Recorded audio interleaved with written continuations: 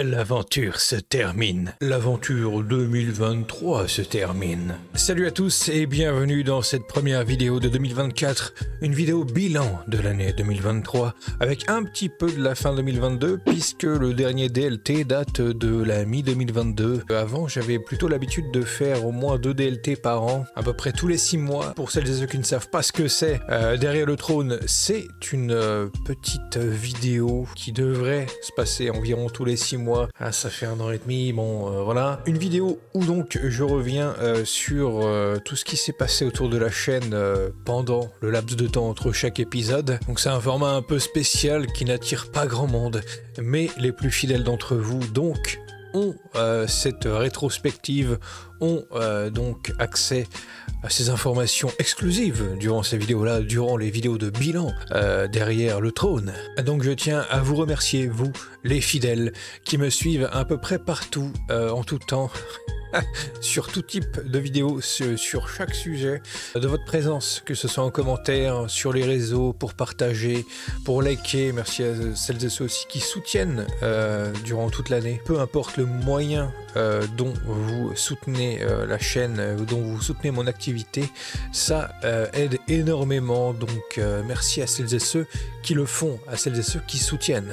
2024 marquera la 8e année d'activité de la chaîne. Certainement qu'on reviendra sur format de DLT d'ici là pour les fêter justement, ou alors on sortira une vidéo spéciale qui fera écho aux 8 ans de la chaîne. Je ne sais pas exactement comment ça va se passer, je peux pas vous dire comment ça va se passer, mais certainement que ça se passera comme ça s'est passé l'an dernier et les années d'avant et d'encore avant, etc. Sur cette vidéo, on va se concentrer donc sur mon bilan YouTube, sur Twitch aussi un peu, également aussi sur la chaîne secondaire, parce que la chaîne secondaire existe maintenant depuis plus de 2 ans.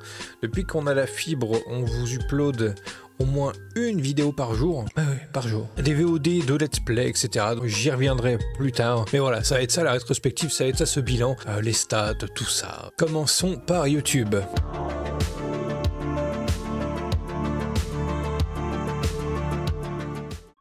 Alors revenons sur certaines vidéos durant la fin 2022, les vidéos théorie sur God of War Ragnarok avant que le jeu ne sorte, vidéo théorie et analyse sur le trailer et le gameplay avant que ça sorte. C'est des vidéos qui ont plutôt bien marché sur la chaîne en fin 2022. Durant l'année 2023, on avait donc totalement fini l'histoire, on a donc aussi platiné le jeu il y a pas si longtemps que ça. On a aussi pu faire le DLC Valhalla qui est sorti en décembre. Très envie de faire une vidéo spéciale, critique, avis, théorie, pour revenir sur Ragnarok et aussi sur l'opus de 2018. Mais je sais pas, ça n'est pas venu, c'est pas arrivé, je n'ai pas accouché de ces vidéos là, alors que pourtant l'envie est plus que présente, hein. Il y a beaucoup de choses à dire, notamment aussi pourquoi pas revenir sur le sujet du fameux God of War Ragnarok DLC ou pas de l'opus 2018, ce qui est totalement une bêtise infâme. Certainement que là en 2024 on reviendra sur God of War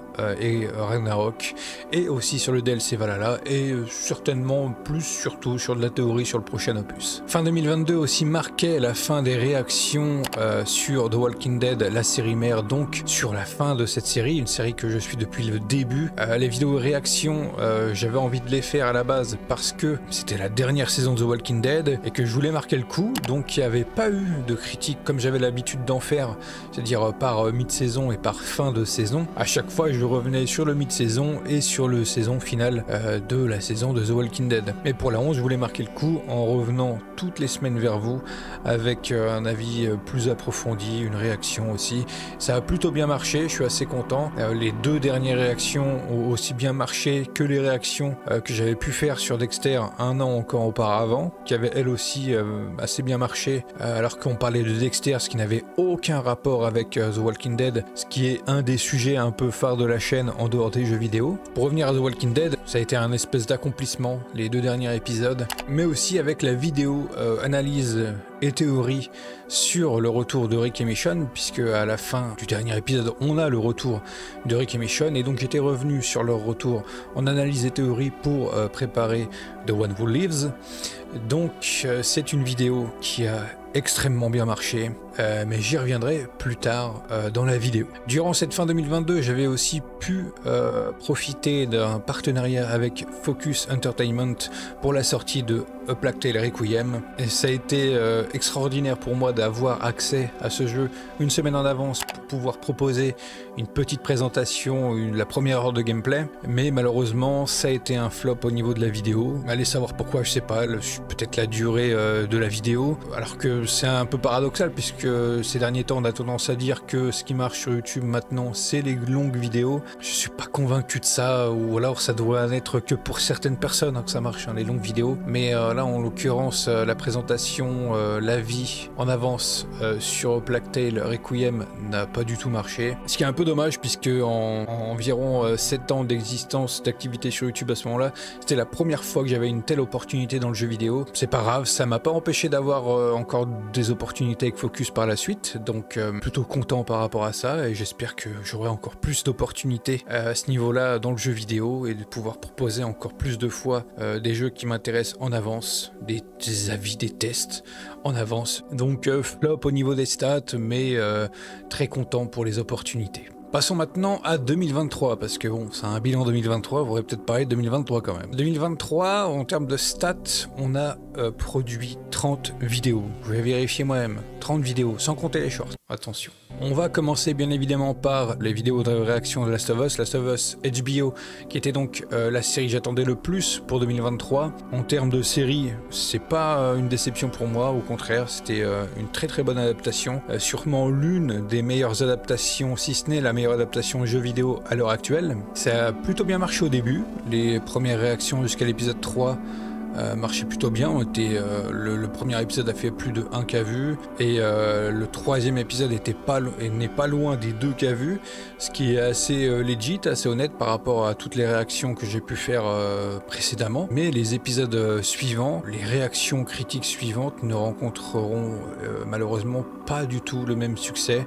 Chaque vidéo a du mal à passer la barre des 700 vues. Alors je suis content de les avoir produites parce que j'estime qu'il y a quand même une qualité à en retenir. À chaque fois je revenais sur l'épisode en faisant un parallèle avec ce qui s'est passé dans le jeu, en disant ce qui est intéressant par rapport à l'adaptation, ce qui l'est moins aussi par rapport au jeu. Donc je trouve qu'il y avait une belle plus-value dans ces vidéos là. C'est un peu dommage que ça n'ait pas rencontré un minimum de succès. Moi je suis pas très avare, Ça aurait été dans la continuité de l'épisode 1 et 2, j'aurais été très content, ça aurait été un bilan plutôt positif, mais là c'est vrai qu'en termes de vues ça ne l'est pas vraiment. Après en termes d'échanges avec les gens qui sont là en commentaire et qui suivaient, c'est plus que legit, les vues se suivaient, les vues se ressemblent plus ou moins à travers chaque réaction, mais c'est vrai que c'est en termes de stats c'est quand même un petit flop, et je comprends pas trop parce que c'est quand même une série qui était très attendue, qui certes a eu entre guillemets des controverses que je trouve pas forcément légitimes mais un peu idiotes. Je pensais que ça allait un peu plus péter que ça. En tout cas autant que par exemple les réactions sur Dexter qui ont eu des stats quand même assez inattendus, je trouve. J'en tire un excellent bilan moi de cette série, et je pense que très clairement une vidéo pour revenir sur la saison entièrement verra le jour.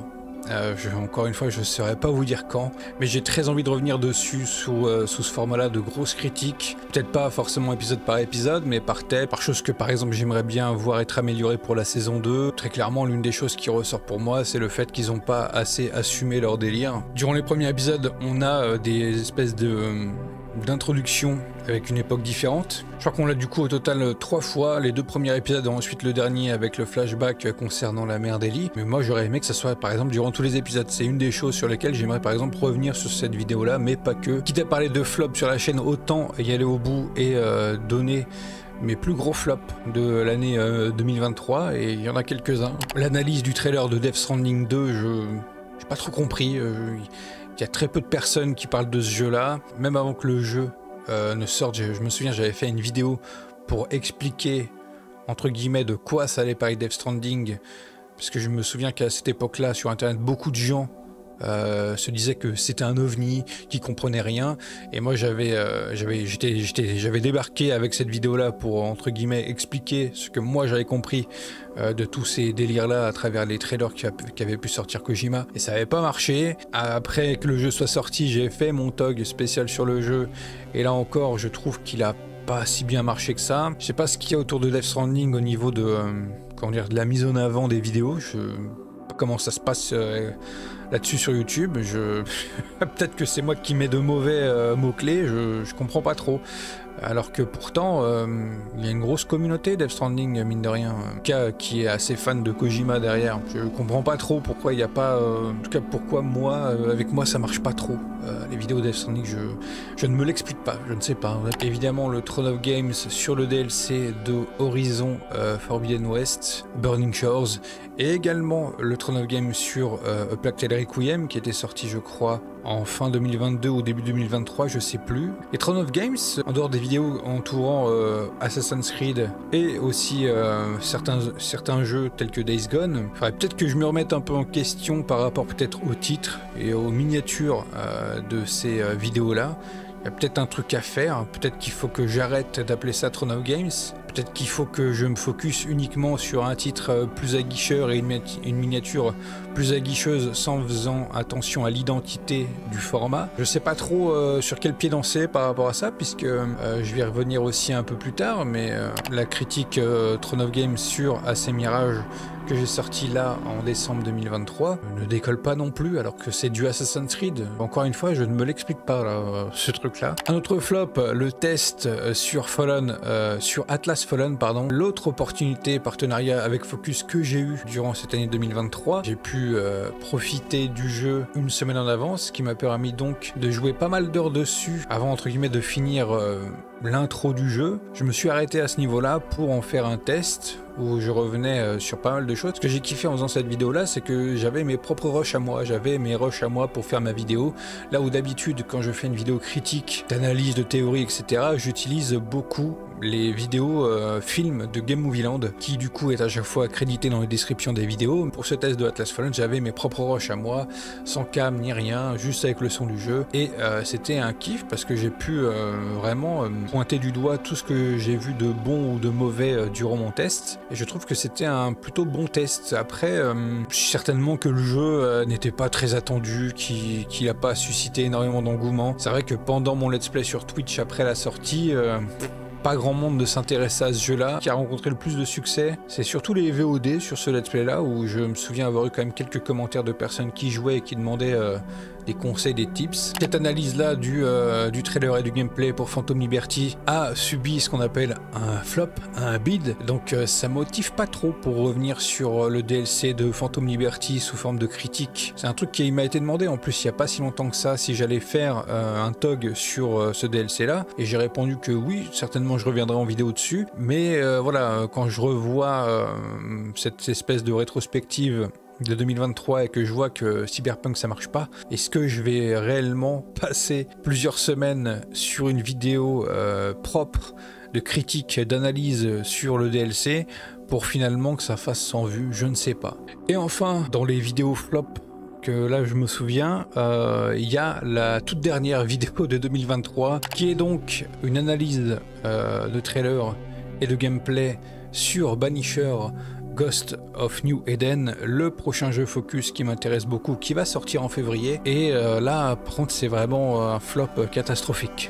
Je sais pas, j'ai l'impression que les jeux Focus sont boudés, alors que bah c'est d'excellents AA. C'est pas forcément une effervescence, une aura de ouf blockbuster AAA, mais c'est des bons jeux qui sont produits par Focus. En tout cas, j'estime que c'est des bons jeux. Et ce jeu-là, en Banisher, il y a vraiment un gros potentiel. Est-ce que les gens ont la flemme de s'intéresser à un jeu qui n'est pas un gros AAA? Je vous invite à aller voir la vidéo donc sur Banisher si vous ne l'avez pas vue. Je crois que c'est moins de 15 minutes la vidéo. Et vous allez savoir de quoi parle ce jeu, quels sont ces éléments de gameplay qui sont intéressants, qu'est-ce que ça va plus ou moins raconter. Pour moi, c'est un espèce de mélange entre The Witcher et l'ambiance qu'il y a dans les Plague Tale. Du coup, pour terminer ce bilan des vidéos sur 2023, j'aimerais quand même revenir un peu sur du positif, avant peut-être pourquoi pas finir sur un autre aspect négatif, mais revenons quand même un peu sur du positif quand même. En 2023, notre suivi sur les jeux Assassin's Creed Mirage et Spider-Man 2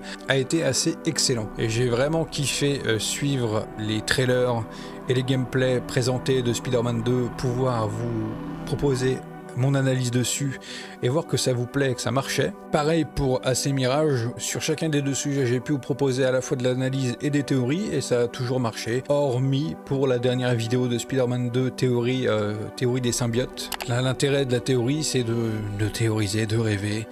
Et c'est très bizarre que celle-ci n'a pas vraiment marché, alors qu'à contrario, celle qui a le plus marché, celle sur le lézard qui est la clé de Spider-Man 2, s'est avéré finalement pas si vrai que ça. Je suis fier de moi parce que c'est ma propre théorie à moi. Il y a peut-être quelques éléments que j'ai été chopé, surtout par rapport aux comics pour faire des connexions, mais c'est des choses qui viennent de moi et je suis assez content de pouvoir proposer des choses, des théories qui naissent de ma tête que vous faire un résumé de plusieurs théories qui ne sont pas de moi. Ça ne veut pas dire que à l'avenir je ne ferai plus jamais de vidéos théories qui s'inspirent de ce qui a été dit ou démontré sur internet. Au contraire, moi ce que j'aime bien c'est du coup choper tout ce qui est théorique sur un jeu ou des aspects de gameplay que j'aimerais voir sur un prochain jeu, les prendre et vous faire mon analyse, mon bilan à moi de tout ça et vous sortir une vidéo théorie. Mais entre celle-là sur le lézard et celle par rapport à Mjolnir en fin 2022 pour God of War Ragnarok, je suis assez content de voir que quand je théorise moi-même, ça marche autant que si c'est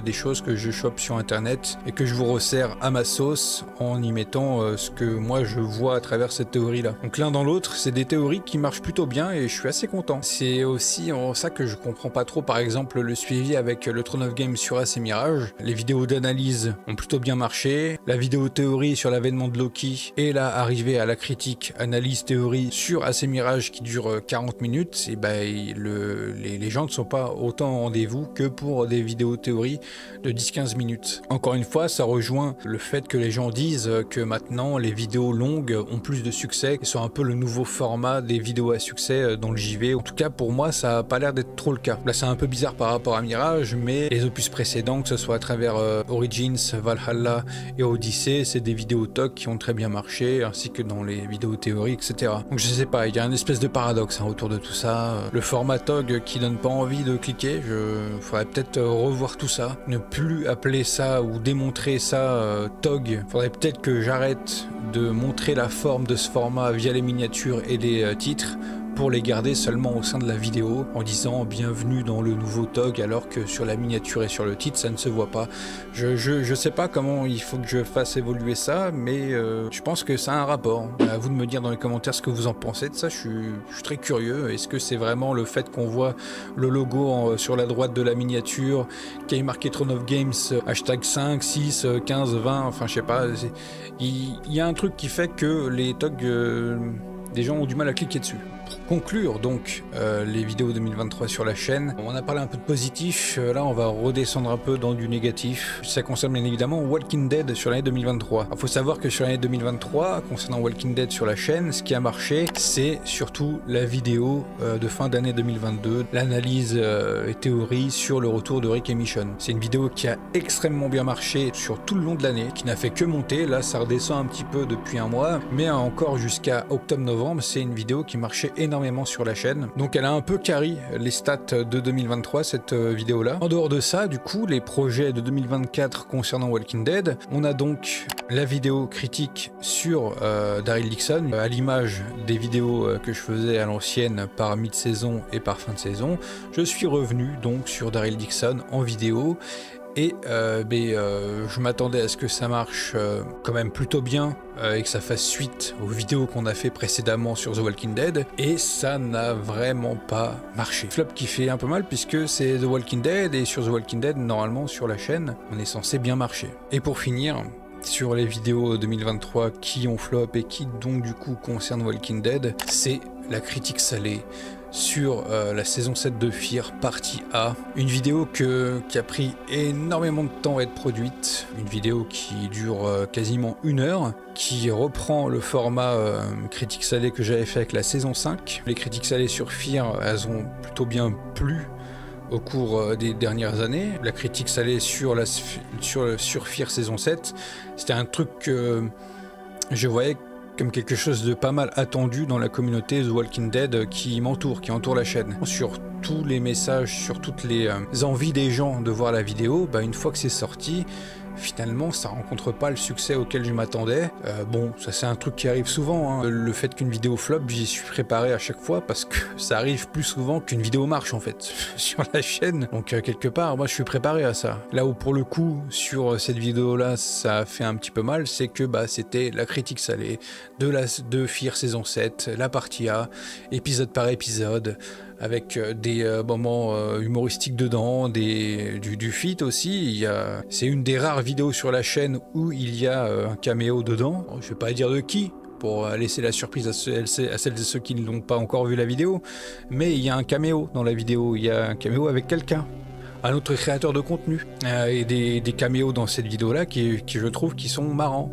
En particulier la toute dernière séquence de la vidéo qui je trouve est certainement la plus marrante. Donc je comprends pas trop en fait. C'est encore une fois, ça fait partie des mystères de YouTube, des mystères de la chaîne. Je sais pas, peut-être que YouTube ne vous envoie pas les notifications. Je sais pas, il y a un truc. Il y a un truc qui a fait que particulièrement cette vidéo là n'a pas rencontré le succès qu'elle aurait dû. Donc après, je sais pas, peut-être que ça arrivera plus tard durant l'année 2024. À l'époque, quand je sortais une critique salée sur Fear, il y avait beaucoup moins d'abonnés, il y avait beaucoup moins de personnes dans la communauté qui étaient actives.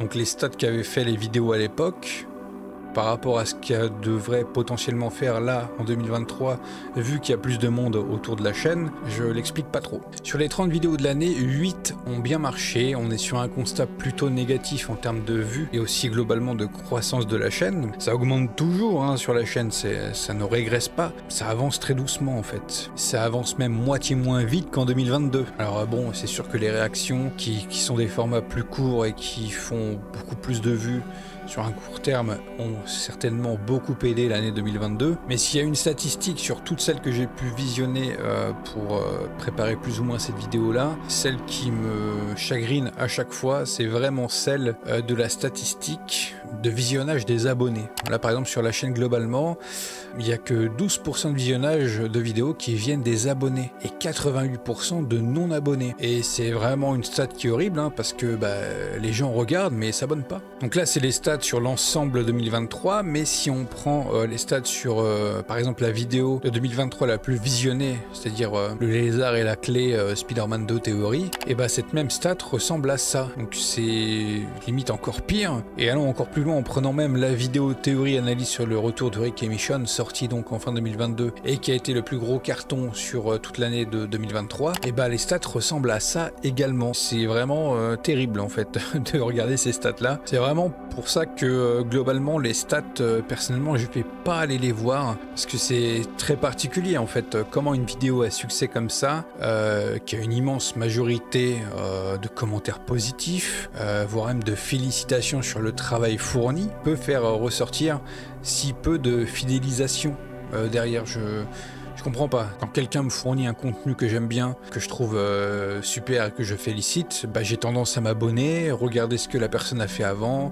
ce que la personne compte faire prochainement et m'intéresser à tout son contenu en fait. Globalement, pour moi, regarder trop souvent ces statistiques, ça plombe un peu le moral, surtout quand on est une petite chaîne et qu'on n'a pas forcément un succès régulier, mais un peu de façon irrégulière. Il est clair que ma chaîne ne fonctionne pas tout le temps, ça fait des vagues si vous voulez. À un moment donné, ça pète parce qu'il y a une ou deux vidéos qui pètent, et le reste du temps, c'est des stats en dessous parce que ce que je sors ne plaît pas forcément sur le moment, où les gens ne regardent pas parce que c'est pas le sujet pour lequel ils se sont abonnés par exemple. Mais s'attendre qu'à du The Walking Dead en s'abonnant à ma chaîne, c'est quand même assez contradictoire, puisque le nom de la chaîne c'est Throne of Games. La majorité du contenu que j'ai produit sur la chaîne c'est sur le jeu vidéo, donc forcément que je vais pas sortir une vidéo sur Walking Dead tous les mois. Je vais en sortir une de temps en temps. Quand c'est actif sur par exemple la série mère, la fin de la série mère, il y avait une vidéo toutes les semaines durant les périodes de sortie des épisodes, même avant les vidéos réactions. Quand je sortais 2 vidéos sur Walking Dead parce qu'il y avait que une mi-saison et une fin de saison par année sur la série, il y avait quand même des gens. En fait, depuis le début sur la chaîne, si tu t'abonnes à moi, c'est que tu sais que ça va être varié.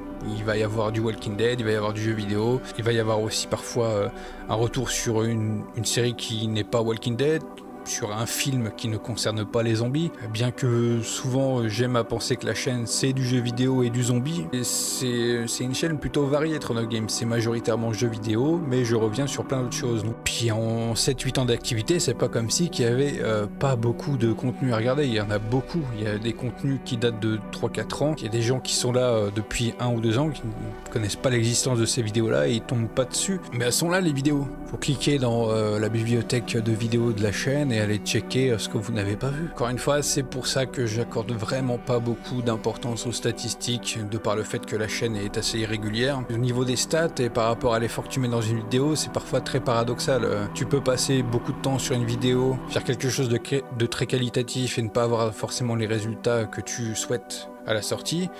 Et à contrario, faire une vidéo entre guillemets plus vite fait à produire, qui demande moins d'efforts d'écriture ou de montage, et c'est celle-ci qui va être un carton. C'est quand même plus agréable d'avoir cette sensation d'avoir beaucoup travaillé sur une vidéo, d'avoir produit quelque chose de plus qualitatif et qu'elle ait des vues et qu'elle ait du succès, plutôt que de travailler sur un truc plus ou moins abouti et que ça prenne le pas sur des vidéos qui sont le plus abouties sur ta chaîne. Donc c'est aléatoire en fait YouTube, et c'est pour ça que j'y accorde peu d'importance au niveau des statistiques. Quand une vidéo marche pas, je passe à autre chose, je passe à la prochaine. Quand une vidéo marche, je suis content, mais je passe également aussi à la prochaine. Quand une vidéo fait un succès, je m'arrête pas pendant un mois à profiter du succès de la vidéo, non, faut penser au mois prochain, faut penser à autre chose. Pense tout de suite à un prochain projet. Même quand des vidéos marchent, des fois il y a des créateurs qui ont des vidéos qui marchent, mais derrière les retours ne sont pas ultra positifs. Tu peux avoir des vues pour une vidéo qui marche pas, qui fonctionne pas dans le sens pas en termes de vues, mais en termes de retour, en termes de qualité. Et quand c'est comme ça, faut aussi passer à autre chose. Si en quasiment 8 ans d'activité, je m'étais arrêté à chaque déception que j'ai pu avoir par rapport à une vidéo, ça ferait très longtemps que j'aurais arrêté. Pour ça, faut dissocier les deux. Le succès et la qualité, c'est des choses qui sont un peu aléatoires sur YouTube. Je pense qu'il faut être vraiment très bien établi sur la plateforme pour pouvoir, entre guillemets, se permettre de produire à peu près ce qu'on veut, quand on veut, et avoir la garantie d'avoir un minimum de succès. Et je dis un minimum parce que tu peux avoir, je sais pas moi, 150 000 abonnés, 300 000 abonnés, avoir du succès pendant un temps et après finir avec des vidéos qui peinent à avoir 20K vues, 50 ou 100K vues. Il y a des grosses chaînes qui, au fil des années, voient leurs stats s'effondrer et continuent quand même. Elles ont raison, parce que c'est ta créativité, c'est ta chaîne, tu fais ce que tu as envie de produire, que ça ait du succès ou pas derrière, c'est au petit bonheur la chance, j'ai envie de dire, mais si tu te dissocies de ce que tu aimes faire, je trouve que ça se voit. La pire des choses pour moi, c'est vraiment s'absenter après un échec ou après avoir une lassitude et de pas savoir comment se renouveler. En fait, pour moi, quand tu débarques ici, faut quand même avoir un objectif précis. Faut savoir ce que tu as envie de faire sur YouTube. Et si tu en as un point où tu sais tellement pas quoi faire que tu t'absentes, je pense que c'est là où c'est le pire, parce que tu t'absentes 1 mois, 2 mois, 3 mois, 6 mois, parfois même 1 an ou plus. Je pense qu'il y a très peu de personnes qui peuvent se permettre de s'absenter 6 mois, 1 an, revenir et que ça reparte comme en 40 et que ça continue comme ça. J'ai pas d'exemple de chaîne YouTube où quelqu'un s'est absenté très longtemps et est revenu. À moins d'être une giga star, mais pour des échelles réduites, c'est hyper compliqué parce que au bout de quelques mois, tu te fais oublier et à Internet, ça va vite. Donc s'absenter, c'est vraiment prendre le risque de vraiment s'enterrer, très clairement. Donc quand vous vous lancez ou quand vous êtes sur YouTube, pensez bien à ce que vous voulez faire. Pensez à quelque chose que vous pouvez produire assez régulièrement. Le conseil que je donnerais vraiment, c'est de faire son contenu, de kiffer produire, écrire et monter nos vidéos, que vous ayez vraiment envie de les faire, que vous soyez vraiment motivé à les faire, et que en fait tout ça, ça vous porte. C'est ça le plus important pour moi, je pense. Et c'est ce que je retiendrai par rapport à ce bilan de 2023 sur YouTube. C'était pas la meilleure année, mais 2024 sera certainement meilleur. Et ce qui est sûr, c'est qu'à chaque fois, sur chaque vidéo, j'aime écrire cette vidéo, j'aime tourner la vidéo, j'aime la monter, j'aime prendre du temps pour la faire. Je fais pas des vidéos à contre-cœur, voilà. Je me dis pas ouais, bon celle-là faut que je la fasse quand même. Quand je suis en mode comme ça, si ça m'arrive d'avoir cette sensation de me dire que je vais me forcer en la faisant, ben je vais pas le faire en fait. Je vais attendre un peu, je reviendrai dessus plus tard et je ferai autre chose à côté en attendant.